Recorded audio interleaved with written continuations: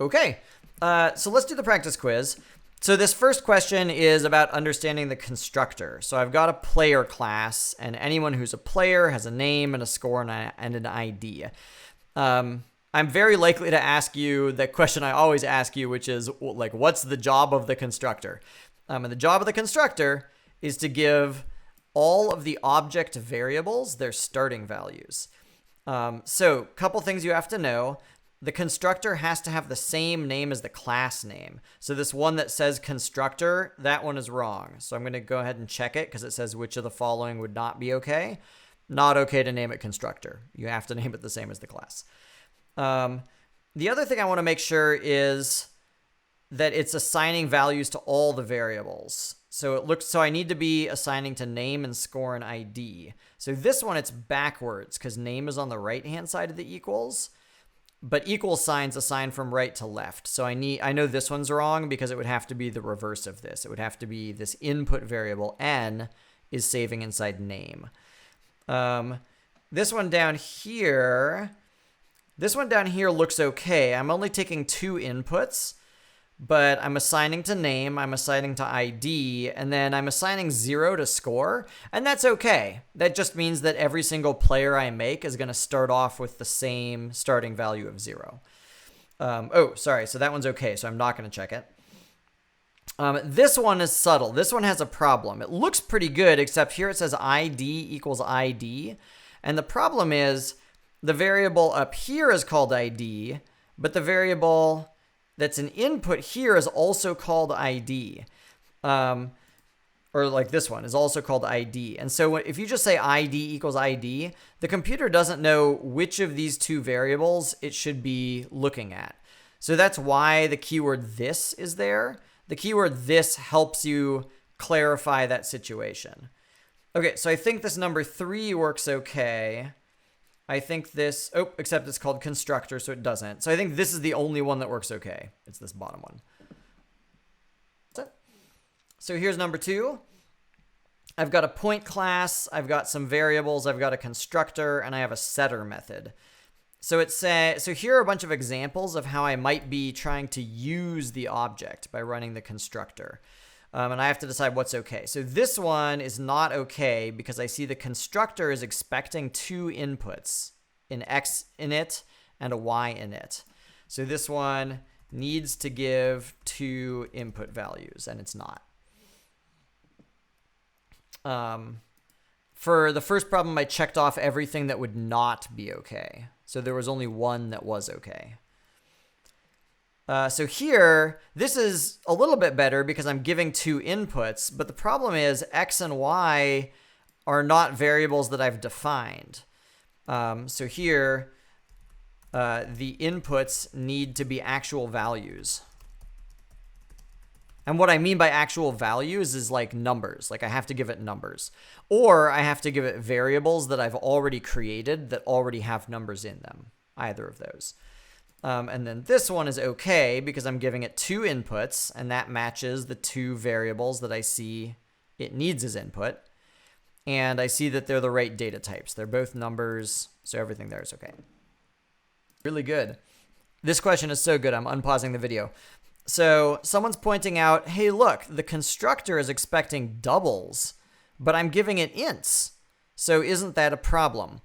That's actually okay because doubles are numbers with decimals, but an int is like a special kind of double.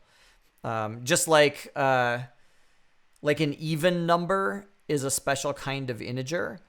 So it's okay to assign integers to doubles. Really good question. All right, let's look at number 3. So number 3, all right, so I've got the same point class.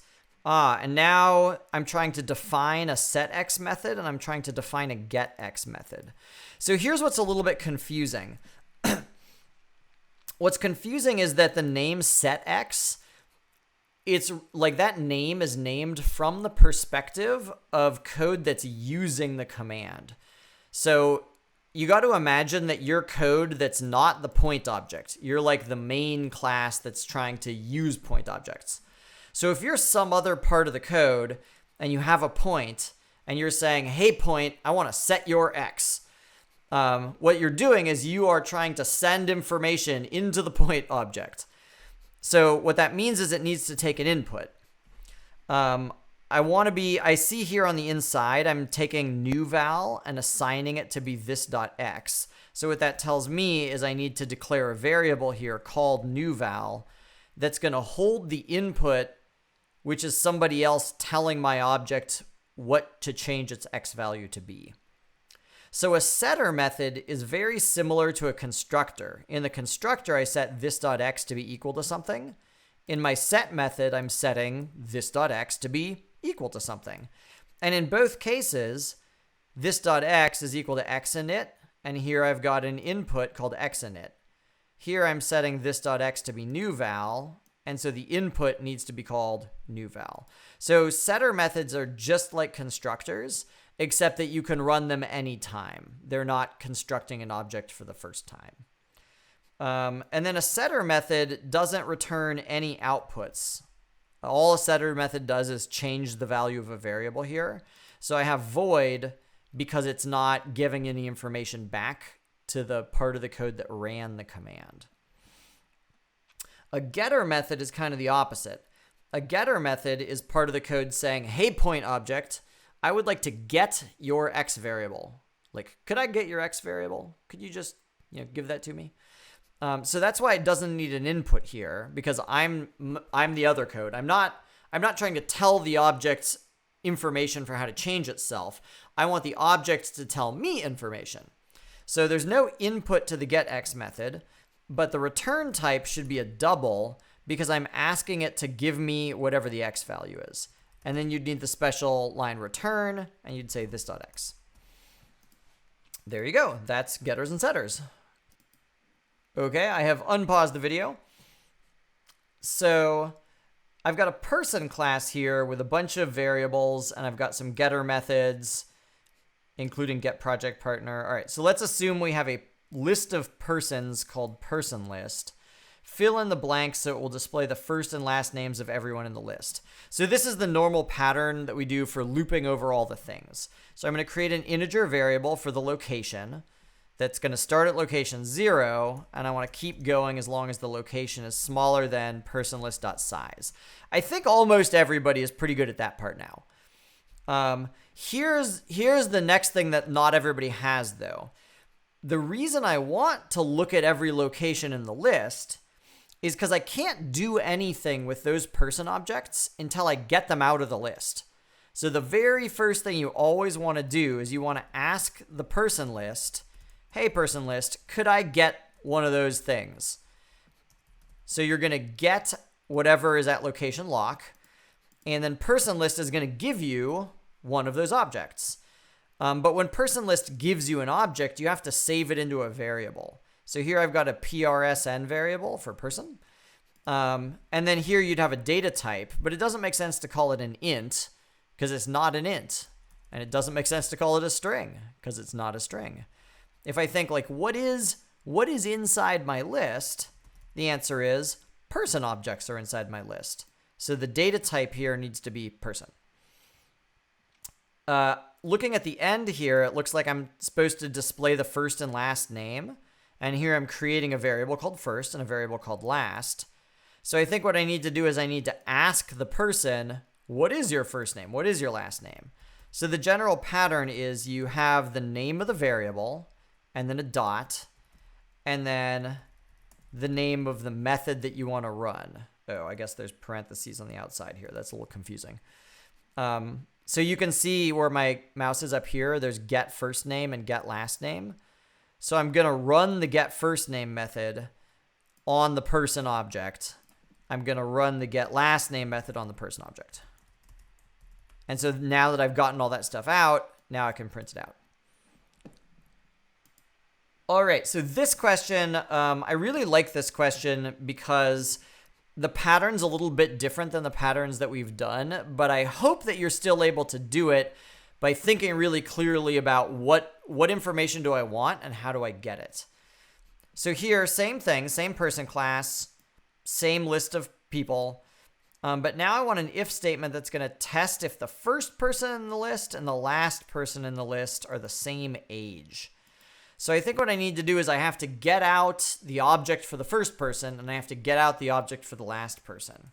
So we'll need to say person, and then I can give them a variable name first. And then I ask the list, personList.get 0. So that's me getting the first person object out of the list. Now I'm going to get the last one out of the list. personList.get. Except I don't know how long the list is, so I can't like type 100 because like maybe there aren't 100 people. So here you have to remember like way back when we were doing array lists.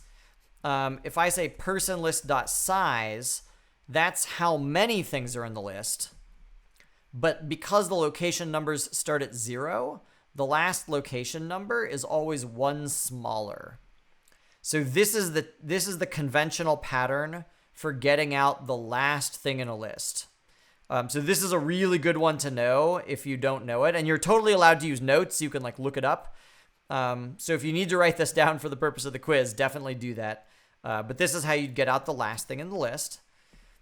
And so now that I've got the first person out and the last person out, now I can have my if statement. So what am I checking? I'm checking if their first names are the same, I think. Is that right? Oh, no, the same age. Okay, so now I have to ask the first person, hey, could I get your age? First.getAge. And now I want to check if that's equal to the last person's age. So we'll say, hey, last, could I get your age? And so that's the if statement. So if the first person's age and last person's age are the same, now I'm going to print first.getName, get first name, and last.getFirstName are the same age. So you can see it's like the information you want is trapped inside a person object. And the person objects are trapped inside this list. So in order to do anything with names or ages or anything else, step 1 is get the object out of the list. Step 2 is ask your object, hey, what's your variable? And like that way of thinking is new to you and like a little bit weird, but like that's the pattern that you want to start getting inside you, because like that's the way it's going to be for like the rest of your programming lives. Okay. So here I've got a product. It says I've got a product list, write code that loops through all the products and displays the names of all the products that are in stock and cheaper than $100. Okay, well, so first I know that I can just loop through the list this way. Start location 0, location is less than product list.size. Like this is the same as the other ones. And then I know the first thing I want to do whenever I'm looping over locations is I want to get out the object. I'm going to call my product Bob. Product list.get lock. So now I'm getting out each product one at a time. And now I want to check something. I want to check, is it cheaper than $100? And I also want to check, is it in stock? So now I'm going to look at the getter methods. I see I've got a get cost. So that's going to tell me cheaper than $100. And I see get num in stock. So I'm going to write my if statement. If bob.getCost. So that's me asking Bob, what's your cost? So if the cost is less than $100, that's the first thing I want to know. But I want to know something else. So I'm going to put some ands. So if it's less than $100 and bob.getNum in stock. So that's me asking Bob how many things are there. If that is bigger than 0, that means I know it's in stock because there are more than 0 things. So if those two things are true, then what did it say I was going to do? Print out the name. So sout bob.getName. So it's a similar pattern. We loop over all the things, get out each thing one at a time, and then why do people keep calling me? I wish I didn't have a phone. I'm going to throw it into the lake. So I get out the objects one at a time, and then I ask the object for the information I want so I can run the tests. Okay, let's do the last one. Loop 100 times to create 100 ball objects. So here, instead of looping lock starting at 0, that doesn't make any sense because my list is empty when I first make it.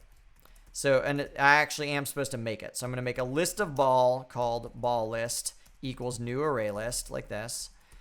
And now I can't loop over the list because the list is empty. There's nothing to loop over.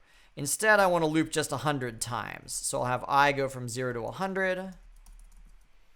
And now what I need to do is I need to run the constructor to make a new ball object. So I'll say new ball, and then I need to give it random xy coordinates.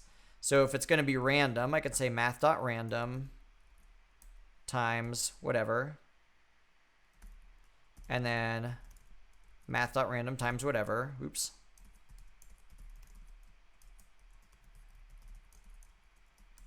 So now I'm giving it two numbers that I've generated at random.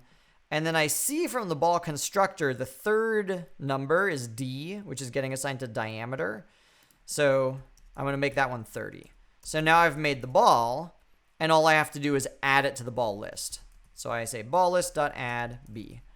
And so that's a pattern where I'm looping 100 times. Each time I repeat, I make a new object, and I add all the objects to the list. Okay.